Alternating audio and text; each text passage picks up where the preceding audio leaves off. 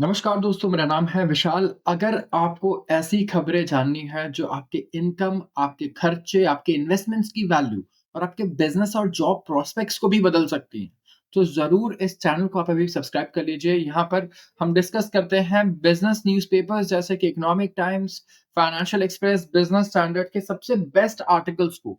हम पिक करते हैं सबसे इम्पोर्टेंट आर्टिकल्स, उनकी कॉज़ को इफ हम एनालाइज़ करते हैं और उनके इफ़ेक्ट को भी एनालाइज़ करते हैं। कि इसका कॉज़ क्या है इस इवेंट का और इसका इम्पैक्ट क्या होगा हमारी लाइफ के इन 5 फैक्टर्स पर।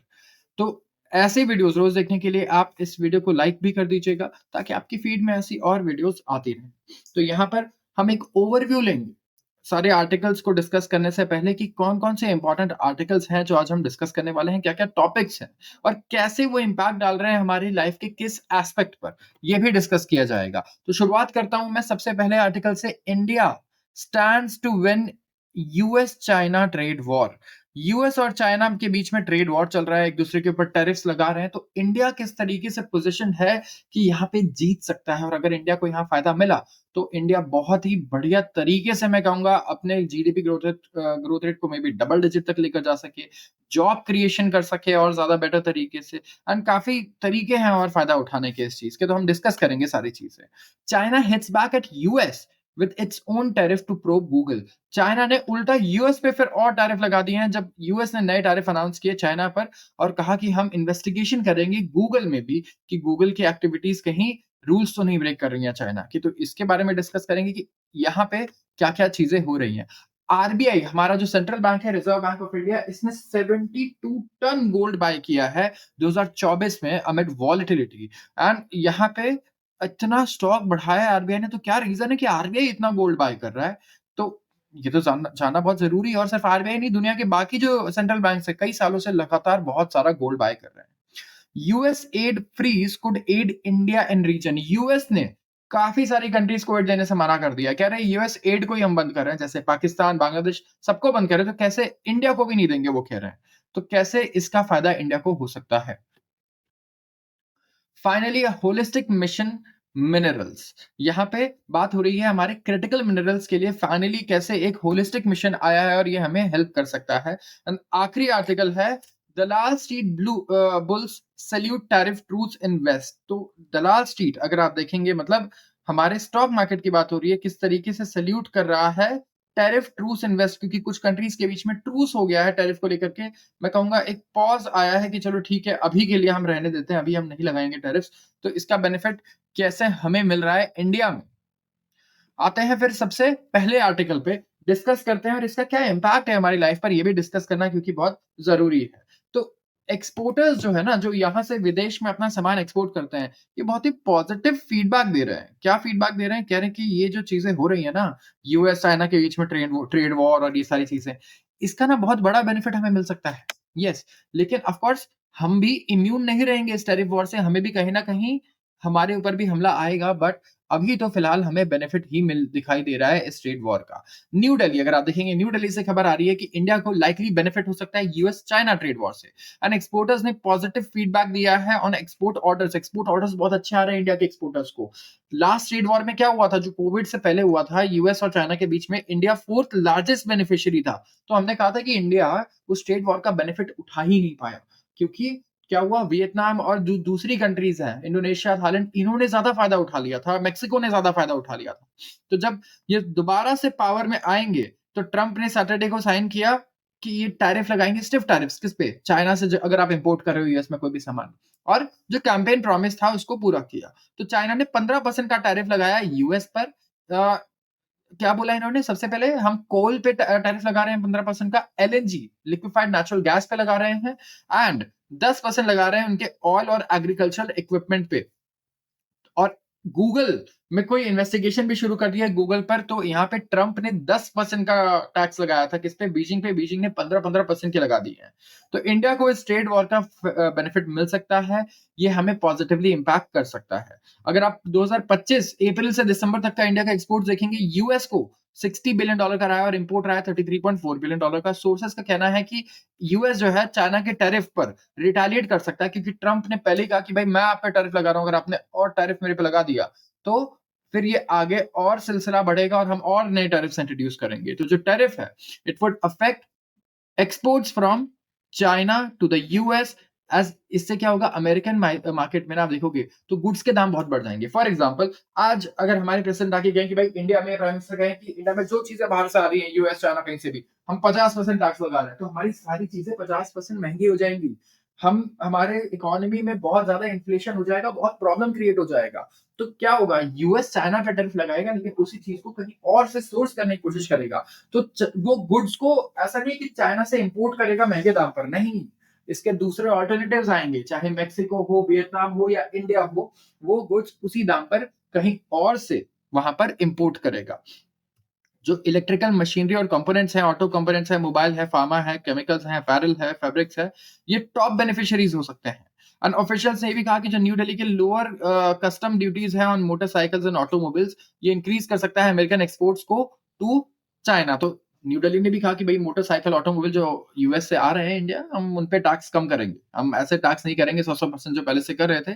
तो बजट ने प्रपोज किया क्या, ड्यूटी कट्स किस पर, ऑन प्लेथोरा ऑफ आइटम्स, जैसे कि फिश, हाइड्रोलसेट, उसके अलावा aquatic feed, specific waste and scrap items, ground installation, satellites के लिए, इथरनेट स्विचेस, मोटरसाइकिल्स, ये बेनिफिशरीज रहेंगे किस कौन इसके रहेंगे, अमेरिकन एक्सपोर्ट्स, क्योंकि अमेरिका से ही चीजें इंडिया आती है तो अमेरिकन कंपनीज को इससे काफी फायदा होगा। तो ट्रंप ने तो हमें वैसे भी कहा है कि वी आर टैरिफ किंग्स, हम सबसे ज्यादा टैरिफ लगाते हैं पूरी दुनिया में, तो हम पर भी उनकी नजरें जरूर आएंगी। China hits back at US with own tariffs to probe Google. अब चाइना ने क्या किया, चाइना ने बोला ठीक है, तुम 15% 20% तो बार बार लगाए जा रहे हो पर टैक्स, एडिशनल टैक्सेस भी लगा रहे हो। तो चाइना ने अनाउंस किया रिटालिएटरी टैरिफ किस पर, सिलेक्ट अमेरिकन इंपोर्ट्स पर, और anti trust investigation into US, एक एंटी ट्रस्ट इन्वेस्टिगेशन शुरू कर दिया गूगल पे, ठीक है। एंड उसके अलावा टैरिफ्स भी लगा दिए अलग से। तो यहाँ पे क्या हुआ, अमेरिकन टैरिफ जो है वो किस पर है, कनाडा पर, मेक्सिको पर, जो ट्यूसडे से होने वाले थे लेकिन उस पर 30 डे का पॉज आ गया, राइट। तो स्टोरी अब तक क्या है, डोनाल्ड ट्रंप ने टैक्सेस टैरिफ लगा दिए नए चाइना, मेक्सिको एंड कनाडा पर। मेक्सिको एंड कनाडा पर जो टैरिफ लगा उसे कहा कि ठीक है, ये ट्यूसडे से एक्टिव नहीं होगा, इसमें मैं 30 दिन का पॉज दे रहा हूं आपको, आप सोचो और कोई बढ़िया सोल्यूशन लेके आओ, मेरे पास कुछ बढ़िया प्रपोजिशन लेके आओ, तो मैं ये टैरिफ के बारे में आगे सोचूंगा। चाइना के साथ ऐसा नहीं हुआ, चाइना पर जो 15% का टैरिफ लगा वो लगा ही है अभी भी, और चाइना ने इसमें कोई टाइम नहीं मांगा 30 दिन का, उन्होंने कहा कि हम रिटेलिएट करेंगे, आप टैरिफ लगा लो, हम भी टैरिफ लगाएंगे आपके ऊपर। तो यहाँ पे ट्रंप ने प्लान किया है कि वो चाइनीज प्रेसिडेंट शी जिनपिंग से डिस्कशन करने वाले हैं कमिंग डेज में, और ये शेड्यूल किया जा रहा है and it will happen very soon. तो ये पहला राउंड नहीं है टिट फॉर टैट एक्शंस का, दोनों कंट्रीज के बीच में चलता रहता है टिट फॉर टैट। 2018 में भी इन दोनों के बीच में ना ट्रेड वॉर काफी बढ़ गया था, बहुत तेजी से बढ़ गया था, और चाइना भी रिस्पॉन्ड करता था हर टाइम यूएस पर। तो दिस टाइम एनालिस्ट कह रहे हैं कि चाइना जो है काफी बेटर तरीके से प्रिपेयर्ड है, कुछ स्लीव ऑफ मेजर्स वो ऑलरेडी अनाउंस कर चुका है टेरिफ्स के बियॉन्ड, जिससे क्या होगा, अक्रॉस सेक्टर्स यूएस में, यूएस इकोनॉमी में इसका फर्क देखने को मिलेगा, इसका असर देखने को मिलेगा। तो यहाँ पे अगर आप देखेंगे यूएस का जो टैरिफ इंक्रीज है ना, वो वॉयलेट करता है वर्ल्ड ट्रेड ऑर्गेनाइजेशन के रूल को। चाइना का ये कहना है कि यूएस डब्ल्यूटीओ के रूल को तोड़ रहा है, एंड ना तो ये अपने प्रॉब्लम सॉल्व कर रहा है, लेकिन जो दोनों कंट्रीज है वो उन दोनों के प्रॉब्लम्स को यूएस और बढ़ा रहा है। तो जो इम्पैक्ट है ऑन यूएस एक्सपोर्ट्स, ये लिमिटेड ही रहेगा। चाइना पे अगर आप टैरिफ लगा दोगे तो इससे यूएस के एक्सपोर्ट्स नहीं बढ़ जाएंगे। तो यूएस जो है वो सबसे बड़ा एक्सपोर्टर है एलएनजी का ग्लोबली, ये ज्यादा एक्सपोर्ट नहीं करता टू चाइना। और 2023 में यूएस ने एक्सपोर्ट किया था 1,73,247 million cubic feet of LNG to China, जो उसके 2.3% टोटल नेचुरल गैस एक्सपोर्ट्स का ओवरऑल शेयर है। चाइना ने इंपोर्ट किया है कितना, 1,10,000 गाड़ियां इंपोर्ट की उन्होंने लास्ट ईयर यूएस से। तो जो ऑटो मार्केट एनालिस्ट है उनका कहना है कि टैरिफ जो है पेनफुल होंगे, किसके लिए, जनरल मोटर्स और फोर्ड के लिए। चाइना में जो दो कंपनियां हैं इनके लिए टैरिफ्स काफी पेनफुल होने वाले हैं। बीजिंग ने अनाउंस किया है एक्सपोर्ट कंट्रोल्स काफी सारे एलिमेंट्स पर जो क्रिटिकल है टू मॉडर्न हाईटेक प्रोडक्ट्स, जैसे कि जो मेजर है इसने इट टुक इफेक्ट कब, ट्यूसडे को। तो इसमें काफी सारे टंगस्टन, टेलीरियम, बहुत सारे ऐसे मेटल्स हैं जो क्रिटिकल मिनरल्स डेजिग्नेट किया गया है यूएस जियोलॉजिकल सर्वे द्वारा। मतलब ये यूएस की इकोनॉमिक और नेशनल सिक्योरिटी के लिए बहुत एसेंशियल है।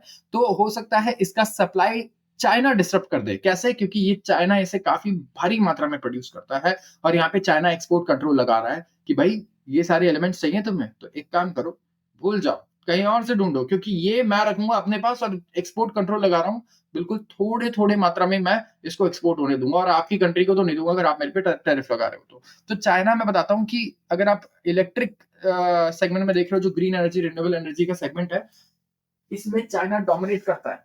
इंडिया पूरी तरीके से रिलायंट है चाइना पर बैटरी बनाने के लिए। हमारी इलेक्ट्रिक कार की जो इंडस्ट्री है ना, और इलेक्ट्रिक टू व्हीलर की, वो पूरी तरीके से डिपेंडेंट है चाइना पर। तो चाइना को हम धमकियां तो देते हैं, लेकिन आज अगर चाइना ये सारी चीजें एक्सपोर्ट्स बंद कर देना, तो कई दशकों तक इसका इम्पैक्ट फील होगा हम लोगों को, जो वो करेगा नहीं ऑफ कोर्स, क्योंकि दिस इज वेरी सीरियस, क्योंकि इसके आगे रिटालिएशंस भी बहुत खतरनाक आएंगे, इस लेवल के आएंगे कि बहुत ज्यादा मतलब इसका इम्पैक्ट हो जाएगा ग्लोबली, ट्रेड पर, इकोनॉमी पर। तो कोई ये चाहता नहीं है। तो यहाँ पे इन्वेस्टिगेट करने इन्होंने गूगल को भी इन्वेस्टिगेट करना शुरू कर दिया है। इनका कहना है कि वॉयलेट कर रहा है एंटी ट्रस्ट लॉस, और इससे गूगल के ऑपरेशन पे क्या फ़र्क पड़ेगा ये नहीं पता। गूगल ने एग्ज़िट कर दिया था चाइना मार्केट कब 2010 में, जब इन्होंने कहा था कि सेंसरशिप रिक्वेस्ट ये नहीं लेंगे चाइनीज़ गवर्नमेंट से। और यहाँ पे साइबर अटैक्स भी हुए काफ़ी सारे गूगल पर, तो इन्होंने इमीडिएटली कमेंट नहीं किया है। आरबीआई ने 72 टन्स गोल्ड ऐड कर दिए हैं वॉलेटिलिटी के दौरान। तो आरबीआई ने 72 टन्स गोल्ड का स्टॉक ऐड किया है अपने एग्जिस्टिंग स्टॉक ऑफ गोल्ड में, 4 गुना कर दिया है इंक्रीमेंटल एडिशंस को। तो जो इंक्रीमेंटल एडिशंस हैं वो कितने 4 गुना बढ़ चुके हैं from a year ago, and ये रैंक्ड है just behind the polish and Turkish central banks. Polish मतलब पोलैंड और टर्की के जो सेंट्रल बैंक है उससे हम जस्ट पीछे हैं गोल्ड बाय करने में इस साल।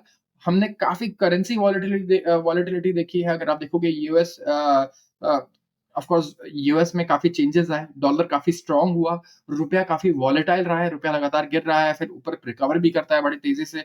तो आरबीआई का जो लेटेस्ट स्टॉक ऑफ गोल्ड है वो है 876.18 tons, 876.18 tons at the end of December 2024, जहां जिसकी वैल्यू है $66.2 बिलियन। पहले से ये काफ़ी ज़्यादा है। तो इन्होंने 72.6 टन्स परचेज़ किए इस कैलेंडर ईयर, एंड ओवरऑल जो 2024 का गोल्ड परचेज़ है ये हाईएस्ट है सिंस 2021, एंड ये second highest in any calendar year since it started buying gold in 2017। तो सिग्निफिकेंटली आरबीआई अनलाइक बहुत सारे दूसरे ग्लोबल सेंट्रल बैंक जो हैं, लाइक टर्किश, स्विस और इवन चाइनीज काउंटर पार्ट्स, वो गोल्ड बेचते ही नहीं है, क्योंकि it is a politically difficult decision. तो दुनिया के जितने देखोगे आप सेंट्रल बैंक्स हैं, ये गोल्ड का कितना बड़ा रिजर्व मेंटेन करते हैं। जैसे यूएस को आप देखिए, अलग ही नंबर है यूएस का, 81,336 टन्स। नंबर 2 पे जर्मनी आता है जिसके पास 3,352 टन्स है। आईएमएफ के पास 2,800, इटली के पास 2,400, फ्रांस के पास 2 ढाई, ये सारे 2,500 की रेंज में है, चाइना तक। फिर आता है स्विट्जरलैंड जिसके पास 1,040 टन्स गोल्ड है, और इंडिया आता है 9th नंबर पे, और इसके बाद आता है जापान। तो दुनिया में 9वें नंबर पर इंडिया आता है when it comes to maintaining gold reserves, largest gold reserves. आते हैं अगले आर्टिकल पे। यूएस एड फ्रीज कर सकता है, काफी सारे मतलब यूएस एड तो बंद ही होने की बात हो रही है, मैं बता दूं। यूएस एड डोनाल्ड ट्रम्प ने कहा है कि वो फ्रीज करेगा और बंद कर देगा। ये एक ह्यूमैनिटेरियन असिस्टेंस है साउथ एशिया में। ये क्या करते हैं, ये ना डोनेशंस देते हैं, फंड्स प्रोवाइड करते हैं अलग अलग कंट्रीज को साउथ एशिया में, फॉर डेवलपमेंट या मतलब किसी भी चीज के लिए। तो इन्होंने इन्होंने कहा है कि ये इसे बंद करने वाले हैं, और इसका फायदा इंडिया को होने वाला है। तो इंडिया को तो ये पैसे देता था, इससे इंडिया को मदद कैसे मिलेगी? तो ट्रम्प एडमिनिस्ट्रेशन ने डिसाइड किया कि वो फ्रीज करेगा US add humanitarian assistance in south Asia. और ये कोई गेम चेंजर नहीं है, क्योंकि ये जो रीजन है ना, ये ओवर डिपेंडेंट है डेट पर। अगर आप देखोगे हमारी जो स्पेसिफिकली कोविड के बाद से जो ओवरऑल डेट है ना कंट्रीज का, बड़ी तेजी से बढ़ा है। और जो डेट से इन्होंने पैसा लिया ना, वो पैसा भी या तो करप्शन में गया, या तो पता नहीं बहुत ही इनएफिशिएंटली खर्च हुआ, कुछ उससे उन्होंने प्रोड्यूस नहीं किया उस पैसे से। तो as an emerging market region, South Asian governments collectively क्या कर रहे हैं, सबसे हाईली इंडेटेड है। साउथ एशियन कंट्रीज सबसे हाईली इंडेटेड कंट्रीज हैं, एंड ऑलमोस्ट हाफ ऑफ जो डेट है ना हमारा, वो ओड है to multilateral creditors, and bilateral creditors हैं, और उसके अलावा है बॉन्ड होल्डर्स। तो 3 टाइप के जो डेट है, ये सबसे ज्यादा है हमारे साउथ एशिया में, multilateral creditors, bilateral creditors and bond holders. तो इन कंपैरिजन अगर आप देखोगे तो मल्टीलैटरल और बायलेटरल एड ये फ्लो करता है टू द रीजन, एंड ये रिलेटिवली फ्लैट रहा है despite south Asia being second highest recipient globally. South Asia second highest recipient है, तो मुझे लगता है नंबर 1 पे में भी अफ्रीका होना चाहिए इन टर्म्स ऑफ एड। तो with in these broader trends China, अगर आप देखेंगे, इस चाइना के पास कंसिस्टेंटली चाइना ने अपना इंक्रीज किया है presence as a creditor. Yes, China अगर आप देखोगे तो हम लोग बोलते हैं कि डेट ट्रैप काफी अच्छे से करता है छोटी कंट्रीज को, मतलब ऐसा डेट दे देता है इतना ज्यादा, इतने हाई रेट ऑफ इंटरेस्ट पे, और ये भी बोलता है कि आपको रेट ऑफ इंटरेस्ट कभी भी डिस्क्लोज नहीं करना है। तो इससे होता क्या है, इससे होता यह है कि वो डेट ट्रैप में आ जाते हैं, वो रीपे नहीं कर पाते हैं, और फिर एक कुछ बहुत ही बिजार इनके टर्म्स होते हैं इनकेस ये डेट नहीं पे कर पाए तो, और इसका ये पूरा फायदा भी उठाते हैं। तो जो यूएस का एंगेजमेंट है ना, वो काफी स्पोराडिक रहा है। डोनाल्ड ट्रम्प की जो एफर्ट है कि यूएस एड को फोल्ड करके हम स्टेट डिपार्टमेंट में डाल दें, it will not destabilize the debt aid dynamics of the region. This is primary due to India. India जो है ये सबसे बड़ा इसका शेयर है, बिगेस्ट शेयर है of South Asian borrowings, and led G20 efforts to reduce debt distress. India का जो शेयर है ना डेट में, उधार में, साउथ एशियन कंट्रीज में सबसे ज्यादा है। एंड साउथ एशियन कंट्रीज में सबसे बड़ी कंट्री भी देखो इंडिया है। बाकी सारी कंट्रीज ऐसी हैं कि इंडिया के एक स्टेट के बराबर है उनके पास एरिया है, ज्योग्राफी एंड इकोनॉमी भी है। तो ऑफकोर्स हमारे पास डेट भी सबसे ज्यादा होगा। और हमने G20 के एफर्ट्स को भी लीड किया था, जहां पे हम कह रहे थे कि हमने फोकस किया कि हमें डेट डिस्ट्रेस को कम करना है। डेवलपिंग वर्ल्ड में पैंडेमिक के बाद उधार बहुत ज्यादा हो गया है, तो हमें कहीं ना कहीं उधार को कम करना होगा, कंट्रीज की हेल्प करनी होगी, स्पेसिफिकली छोटी कंट्रीज की, कि वो डेट से बाहर निकल पाए, डेट को रिड्यूस कर पाए।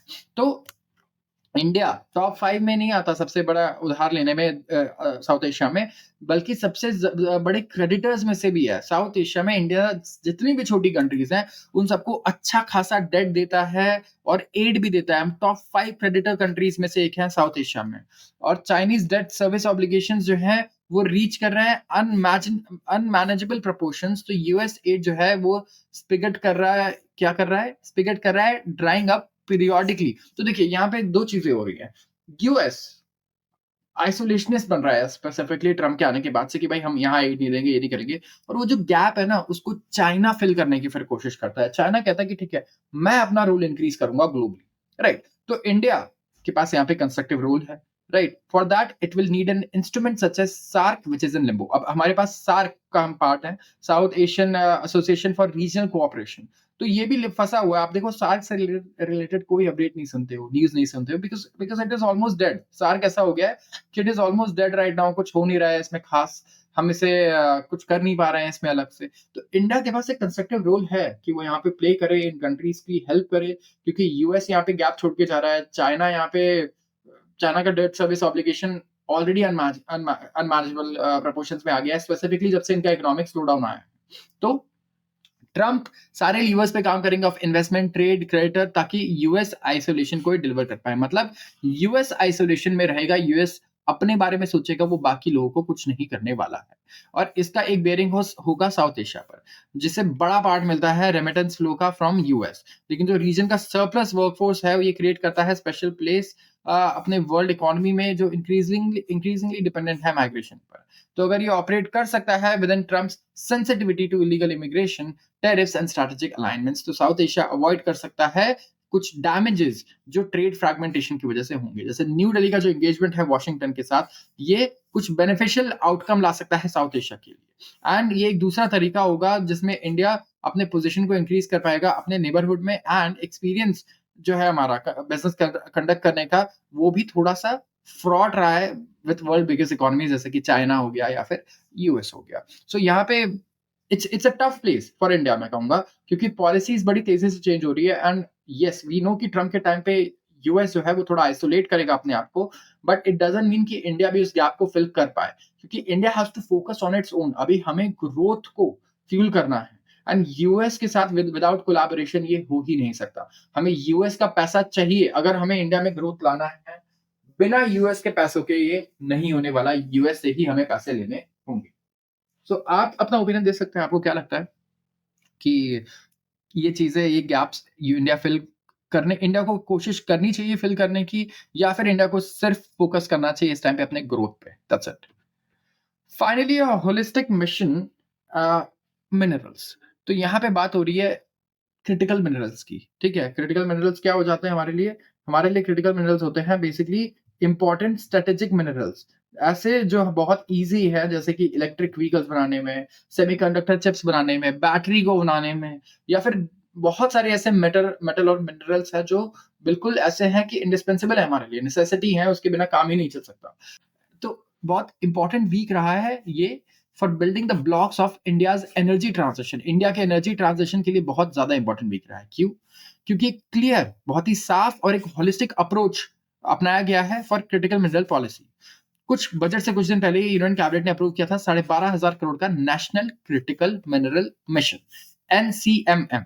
ठीक है, तो यहाँ पे अनाउंस किया गया था ये जुलाई 2024 के बजट में, और फॉलो अप हुआ फाइनेंस मिनिस्टर द्वारा, जिन्होंने टेलिंग पॉलिसीज लेकर बताई कि आगे क्या पॉलिसीज रहेंगी इसकी। तो उन्होंने कुछ गाइडलाइंस रखी है कि जैसे जो भी वेस्ट मटेरियल आ रहा है माइनिंग कॉर्पोरेशन से, उसका कैसा क्या करना है, ड्यूटी एग्जेम्पशंस क्या रहेंगी नॉन फेरस स्क्रैप के लिए as a source of critical mineral, और इसके अलावा कॉम्प्रिहेंसिव अप्रोच बनाया गया क्रिटिकल मिनरल्स पे जो लॉन्ग ओवर ड्यू था। तो बहुत जरूरी है कि इंडिया क्रिटिकल मिनरल्स को माइन कर पाए, अच्छे तरीके से इसका प्रोडक्शन इंक्रीज कर पाए और सेल्फ रिलायंट बन पाए। मैं ये क्यों बोल रहा हूँ, आप ऐसे सोचो कि अभी तक ऑयल और गैस, इसके लिए हम लोग मिडल ईस्ट पे डिपेंडेंट थे, राइट, या दूसरी कंट्रीज पे। तो इस दशक जो आगे आने वाली जितनी भी डेकेड्स हैं, पूरी सेंचुरी में बोलूंगा, उसमें क्या बात हो रही है कि भाई हम ग्रीन एनर्जी पे आ जाएंगे, रिन्यूएबल एनर्जी पे आ जाएंगे, ऑयल एंड गैस को कम कर देंगे, इसका यूसेज कम होगा। तो ग्रीन एनर्जी के लिए जो चीजें चाहिए ना इस एनर्जी ट्रांजिशन और यूसेज के लिए, उसमें हमें चाहिए मिनरल्स और मेटल्स। और मिनरल्स और मेटल्स, ये भी फिर अगर ऐसा हो गया कि हमें बाहर से इंपोर्ट करना पड़ रहा है, तो हम कभी भी रिलायंट तो रहेंगे ही नहीं, राइट। एक्सपेंशन के लिए हम दूसरी कंट्री पे रिलाई कर रहे हैं, और ये कंट्री है चाइना। चाइना से हम लोग लेकर आ रहे हैं इतने सारे मिनरल्स और मेटल्स। यूएस से लेके बाकी दूसरी कंट्रीज भी चाइना से अच्छा खासा मेटल और मिनरल इंपोर्ट करती हैं। चाइना के पास बहुत अच्छे रिजर्व्स हैं, और सिर्फ चाइना के पास रिजर्व नहीं है, जो बाहर दूसरी कंट्रीज में भी रिजर्व्स है ना, चाइना ने वहां जाके पहले ही पकड़ बना ली। ऐसा होता है कि इन्होंने 12th का सिलेबस 10th में ही कर दिया, ये इतने स्मार्ट बच्चे थे। तो इंडिया यहाँ पे कहीं ना कहीं एफर्ट्स डाल रहा है, लेकिन ये लेट कर रहा है। तो अभी भी लेकिन ये आ रहे हैं तो लोग काफी खुश हैं कि चलो कुछ आया। तो अर्लियर एफर्ट्स जो थे वो बिल्कुल पीस मिल की तरह थे, कोई क्लियर पॉलिसी नहीं थी, रोड मैप नहीं था। 2019 में नाल्को एचसीएल एमईसीएल का जॉइंट वेंचर था, खनिज विदेश इंडिया लिमिटेड, KABIL, और ये सेटअप हुआ to acquire critical mineral sources outside the country. अगले 4 साल लगे कि 30 क्रिटिकल मिनरल्स को आइडेंटिफाई कर सके। 2 साल बाद जो है पॉलिसीज और मेजर्स जो थे for securing long term sustainable supply और स्ट्रेंथनिंग वैल्यू चेन्स, उन्हें फाइनलाइज किया गया 2 साल में। एनसीएमएम ने सेट आउट किया अप्रोच 2030-31 तक का, और एड्रेस किया डोमेस्टिक प्रोडक्शन को। इन्होंने फोकस किया कि भाई डोमेस्टिक प्रोडक्शन हम बढ़ाएंगे, सबसे पहले तो इंडिया में ढूंढेंगे कि कहाँ कहाँ ये मिनरल्स हैं, उसके लिए आपको एक्सप्लोर करना पड़ेगा। जैसे जम्मू कश्मीर में हमें लिथियम के माइंस मिले थे, राइट। उसके अलावा उड़ीसा और झारखंड वाले एरिया में भी हमने उड़ीसा और झारखंड के एरिया में आई थिंक हमने कुछ मिनरल ऑक्शन किए हैं, राइट, माइंस ऑक्शन किए हैं। उसके बाद बात हुआ कि बाहर भी हम एसेट्स को एक्वायर करेंगे। ऐसी कंट्रीज जो गरीब कंट्रीज हैं, पुअर कंट्रीज हैं लेट्स से, या फिर ज्यादा उनके पास एसेट नहीं है लेट्स से इन्वेस्ट करने के, या फिर इन्वेस्टमेंट नहीं है एसेट में इन्वेस्ट करने के लिए, तो वहां पे जाएंगे, उनको बोलेंगे हम इन्वेस्ट कर रहे हैं, ठीक है, हम आपको पैसे देंगे, आप हमें यहाँ से एक्वायर करके इसे बाहर भेजने दो। तो तीसरा फोकस था रिसाइकिल करना, क्रिटिकल मिनरल्स को हम रिसाइकिल कर पाए। तो ये तो भैया पूरा रिसर्च एंड डेवलपमेंट का काम है, एचआर एंड फाइनेंसिंग यहाँ पे चाहिए काफी। तो मिशन जो है इसे रिव्यू करना चाहिए रेगुलरली, ताकि ये फिट रहे अपने पर्पस के लिए। अगर आप प्रोडक्शन को बढ़ाना चाहते हो, ऑगमेंट करना चाहते हो, तो इसे अनड्यू एनवायरमेंटल या बायोडाइवर्सिटी कॉस्ट इस पर नहीं लगाने चाहिए। Including the environment, forest and climate change ministry in the empowered committee will avoid this. तो यहाँ पे आप इस पर अगर अनड्यू एनवायरमेंटल और बायोडाइवर्सिटी कॉस्ट लगाओगे तो होगा क्या, इसमें कोई इन्वेस्ट नहीं करना चाहेगा। कोई भी कहेगा यार देखो, एक तो ये वैसे ही इतना अनसर्टन स्पेस है, ठीक है, मतलब आप कर रहे हो, ठीक है, इस पे इन्वेस्ट मिलेगा नहीं मिलेगा, कितने दिन में आपको रिटर्न्स मिलेंगे, क्या मिलेंगे, यू नेवर नो। एंड उसके बाद आप इतना एनवायरमेंटल और बायोडाइवर्सिटी कॉस्ट लगा रहे हो उन पर, तो हम तो नहीं करने वाले इसमें इन्वेस्ट, इतना रिस्क तो नहीं लेंगे अपने पैसे से। तो अगर आप बाहर एसेट्स को सिक्योर करना चाहते हो इंडिया के, जैसे साउथ अमेरिका वगैरह में या अफ्रीका वगैरह में, जहाँ ये मेटल्स और मिनरल्स बहुत हैं, तो इंडिया को एक्सप्लोर करना होगा। स्ट्रेटेजिक पार्टनरशिप बनाना होगा हमें, जैसे कि लोकल प्रोडक्शन और वैल्यू एडिशन, स्पेशली दूसरे डेवलपिंग कंट्रीज में। और जो रिसोर्स हैं, ये मतलब यहाँ पे जो रिसोर्स एफिशिएंसी पॉलिसी है, इसको फाइनलाइज करना होगा, ताकि हम मैक्सिमाइज कर पाए यूज ऑफ क्रिटिकल मिनरल्स, और जो इनका रिकवरी है from secondary sources and recycling. Dalal street bulls salute tariff truce in west. जो इंडिया का इक्विटी इंडिसेस है ना, इन्होंने सर्च किया है over 1.5% in Tuesday after US president Donald Trump.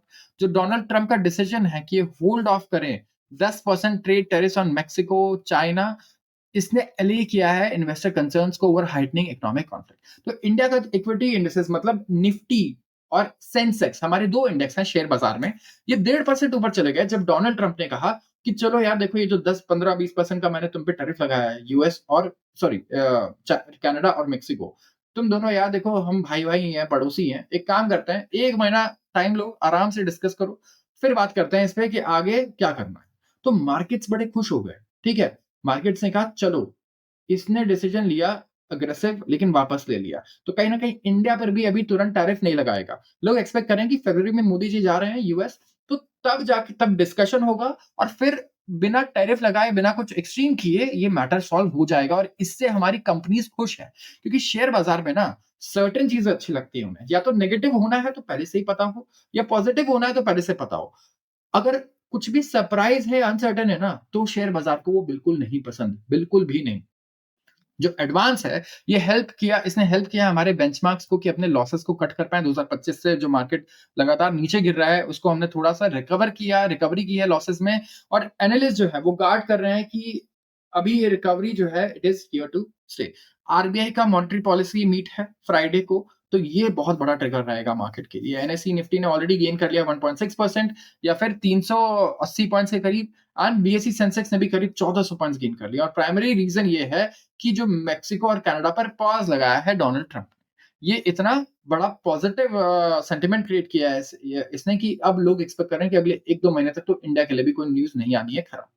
तो इंडिसेस जो है ऑफ कोर्स ये नहीं सोच रहे हैं कि प्रीवियस हाई या नए हाई पे चले जाएंगे, क्योंकि अनसर्टेनिटीज अभी भी है, वॉलेटिलिटी टली है, लेकिन आगे आ सकती है। क्या पता मोदी जी से मिले, ठीक है, और इंडिया और इनके टर्म्स फिर भी ये मैच ना हो, सेटिस्फाइड ना हो, और ये फिर भी टैरिफ्स लगा दें। So we never know, right, कि क्या हमें बेनिफिट मिल सकता है, क्या आगे क्या हो सकता है। तो यूएस प्रेसिडेंट ने मंडे को कहा कि पॉज कर रहे हैं 30 दिन के लिए सारे टैरिफ्स। ठीक है, जो 10% टैरिफ था चाइना एक्सपोर्ट्स पे, वो तो ट्यूसडे से ही इफेक्टिव है, और उसके अगेंस्ट हमने पढ़ा ही है कि चाइना ने भी रिटालिएट कर दिया है।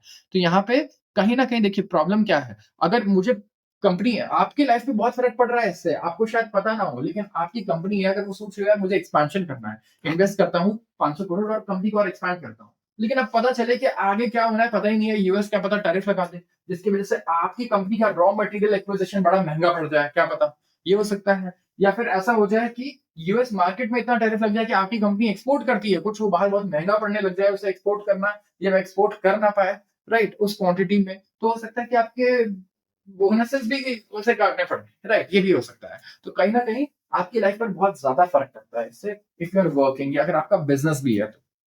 इसके अलावा डॉलर आप देखिए कितना तेजी से स्ट्रांग होता जा रहा है रुपये के अगेंस्ट, रुपये लगातार नीचे जा रहा है, तो ये भी हमारी लाइफ को काफी इंपैक्ट कर रहा है, राइट। हम जो भी चीजें इंडिया की जो स्टार्टअप्स है, जैसे मैं अपनी ही बात करूं, हम लोग सारी पेमेंट मैंने आपको कल बताया था कि पे करते हैं डॉलर्स में, जितने भी सॉफ्टवेयर हैं वो डॉलर्स में पे करना पड़ता है उसके लिए, तो हमारे कॉस्ट ऑलरेडी इंक्रीज होते जा रहे हैं क्योंकि रुपया गिरते जा रहा है, और हमारा रेवेन्यू तो इंडिया से आ रहा है आधे से ज्यादा स्टार्टअप्स का, तो ये भी एक बहुत बड़ा प्रॉब्लम है।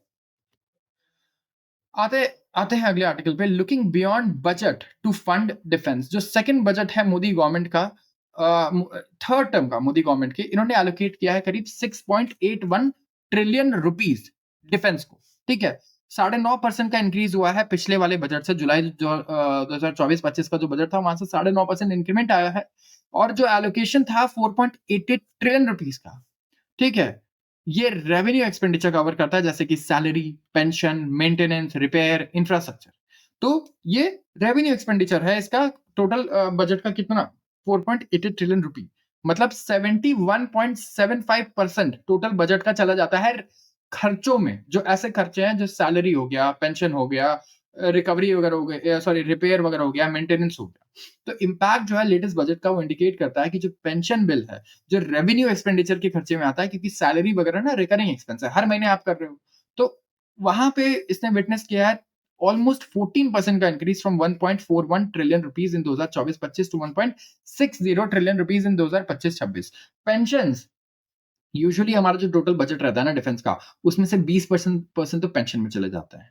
ठीक है, for several years in succession. और ये जो लार्ज इंक्रीज आया पेंशन बिल में, वो इसलिए आया क्योंकि गवर्नमेंट ने इंप्लीमेंट किया था one rank one pension, OROP scheme 2015 में। तो पेंशन अमाउंट्स ना हर 5 साल पे रिवाइज हो जाते हैं।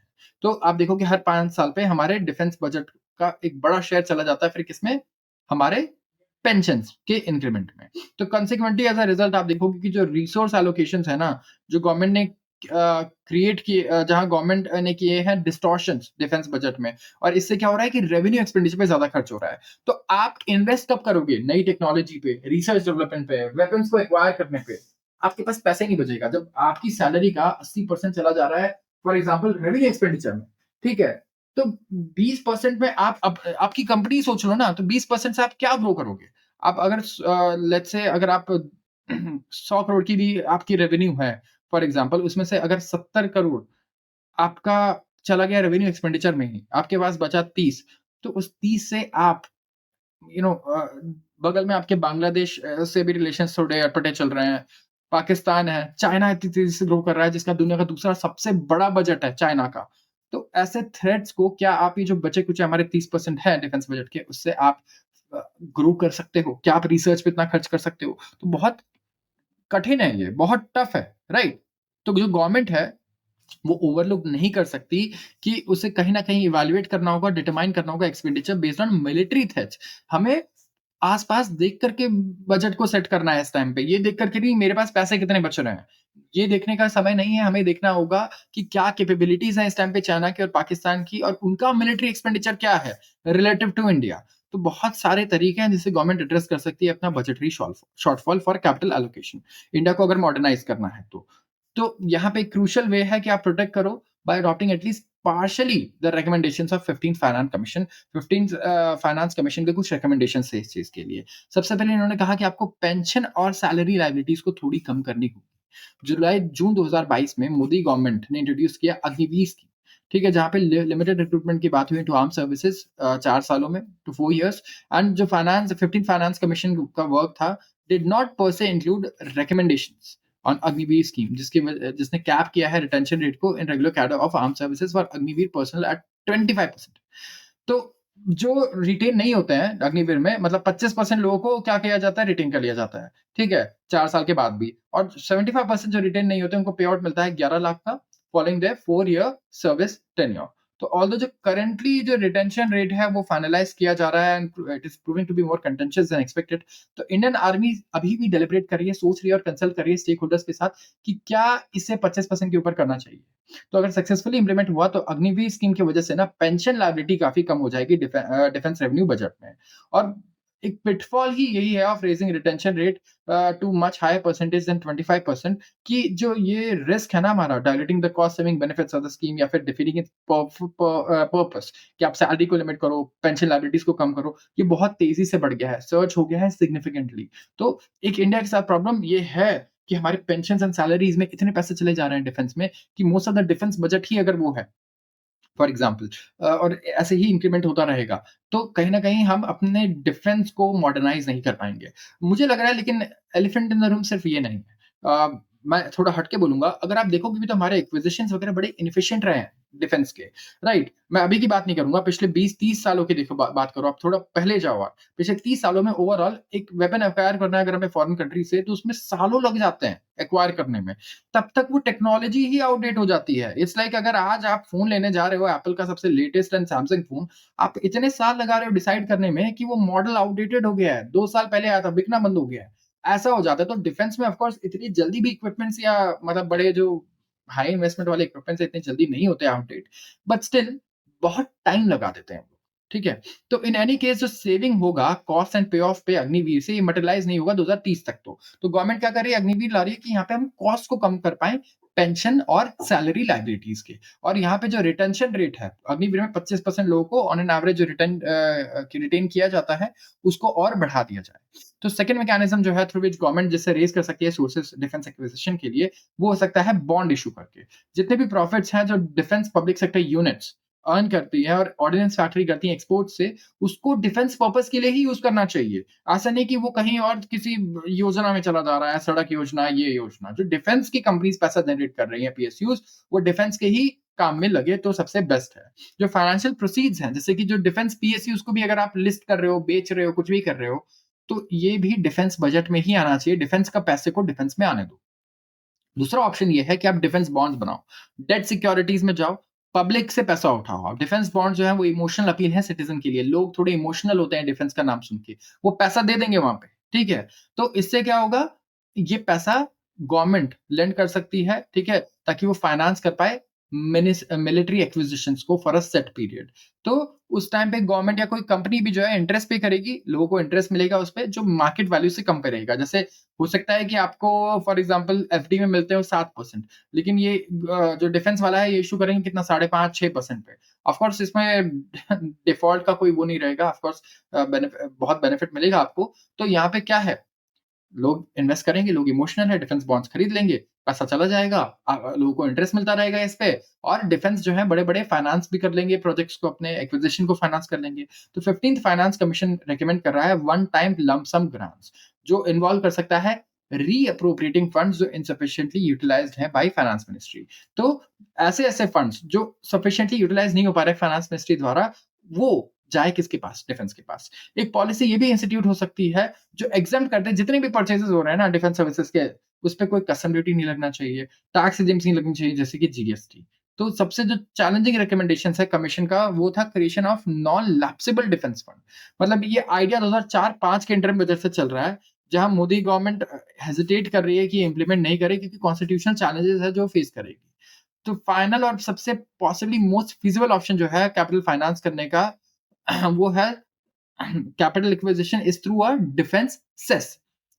जैसे आप देखते हो ना कृषि विकास सेस लग जाता है, हमारे इनकम टैक्स या दूसरी चीजें हम पे करते हैं, तो वैसे ही हम लोग क्या कर सकते हैं, डिफरेंट सेस भी पे कर सकते हैं। तो रिगार्डलेस ऑफ पाथ जो गवर्नमेंट चूज करती है कैपिटल एक्विजिशन को फाइनेंस करने के लिए, स्टेटस को जो है उसे और एम्बिशियस रीस्ट्रक्चरिंग के लिए रास्ता देना होगा। तो यहाँ पे बात हो रही है डिफेंस रिफॉर्म्स की, पॉलिसी रिफॉर्म्स कैसे हम कर सकते हैं, कहाँ से पैसा लाया जा सकता है। इस आर्टिकल में हमने पढ़ा कि कहाँ क्या क्या सोर्सेज हैं फाइनेंस करने के, सबसे पहले तो क्योंकि पैसा एक बहुत बड़ा प्रॉब्लम है। उसके बाद खर्चा जहाँ हो रहा है, क्या क्या तरीके हैं खर्चे को कम करने के लिए। तो 2 चीज़ों पे फ़ोकस किया है इस आर्टिकल में। पैसा कहाँ से आएगा डिफेंस के लिए, और पैसा कहाँ जाएगा और कहाँ नहीं जाएगा ये भी। ऑफ कोर्स रेवेन्यू एक्सपेंडिचर पे पैसा कहीं न कहीं कम खर्च करना है ताकि कैपिटल एक्सपेंडिचर को बढ़ाया जा सके। ये एक इम्पोर्टेंट चैलेंज रहेगा हमारे सरकार के लिए। तो आज के लिए बस इतना ही। अगर आपको वीडियो पसंद आई हो तो ज़रूर इस वीडियो को लाइक कर दें एंड चैनल को भी सब्सक्राइब कर लें अगर ऐसी वीडियोज़ आप रोज़ देखना चाहते हैं तो। आप सबका बहुत-बहुत धन्यवाद।